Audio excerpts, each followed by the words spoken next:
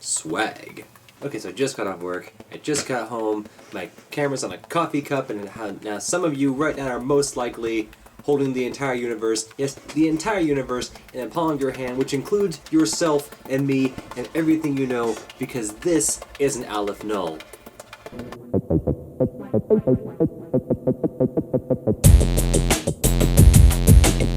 Okay, wait, let's pause here. Let's pause.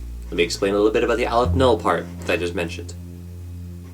So originally I had a jar as a mention of an Aleph Null, as a prime example of an Aleph Null because, well, Zelda, right? Because if anything we've learned, jars are magical things a la Zelda games. They can hold potions of all kind, they can hold fairies, literal ethereal fairies of pure energy with wings, and they can be even used to deflect the mighty Ganondorf's bolts back at him at the final battle of the N64 game. That is a thing, look it up, it's amazing. But anyway, that being said, a jar has been proven to be a useful thing for any situation. Now why was I calling this an Aleph Null? What I specifically mean is a container that has a bottom and a set of walls and no lid or way of sealing it off properly. But what is an Aleph Null? What's an Aleph, for that matter? What is anything? Well, let me start with the Aleph part. An Aleph is this. It is a Hebrew letter. Isn't it cool? I like it. In mathematical terms, don't you use your fancy mathematics to muddy the issue!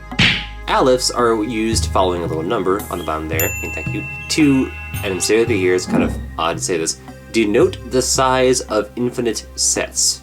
Yeah, that sounds kind of weird, but basically, an Aleph is a way of denoting how big, or in this case the range, or the potential range as we can conceive as humans, of infinite sets of numbers. Aleph Null is just starting from 0, or Aleph Naught if you're cool. The set is a countable infinite set. That being said, there's more than one kind of Aleph, and there's more than one kind of infinity, but that's a whole different thing a la Numberphile. Go check them out, they have much more of this than I do, I'm just a guy ranting. Now back to the thing I was holding up before. This is not a jar, but what a jar is a wide-mouthed cylindrical container made of glass or pottery, especially one used for storing food, goods, and other things. Now what does it mean to store things? A part of the word to store. To reserve or put away for future use, or a great quantity or number. This is important because these things hold a lot of things. Now back to that Zelda example, if a jar can hold mythical creatures like fairies or magical potions that can do a lot of things to you when you are alive or near dead,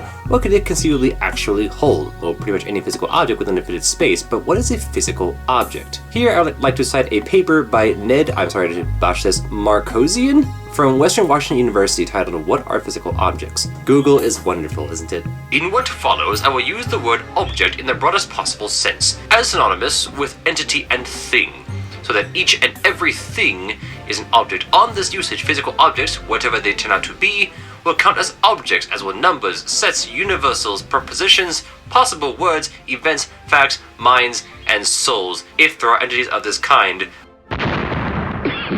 The idea behind the spatial location account is this. Objects from all different ontological categories, physical ones, non-physical ones, propositions, universals, or whatever that means, etc., have this much in common. They all exist in time, but not all of them exist in space. The ones that exist in space, the ones that have spatial locations, are the ones that can count as a physical object. So you, me, and everything we can physically touch technically exist in space. And yes, that includes physical space itself, like a thing outside of the Earth. And I'm stopping there because the loosest definition is enough to make my point here. So by technicality, when you're holding a jar, you are also holding anything outside of the jar with, or in this case, the Aleph Null of any sort. Anything outside of it is technically inside of it, which includes yourself and the entire universe and an infinite, or at least near infinite number of things, but an infinite number of times within itself. Hold on. Yeah. Okay, stop you there. Way too real for me right there. This got a bit too meta. So add one more awesome point to your record, on top of you already being a zombie gamer god. I mentioned that in a previous video. I know the resolution that was terrible, but the point still stands. So you're zombie gamer gods, as some of you might be, and now you're holding the entirety of the universe, plus yourself in the palm of your hand, an infinite number of times. So good job, all of you yous out there, and me's technically. So thank you, all ye fair humans, for watching, and I will see you all later.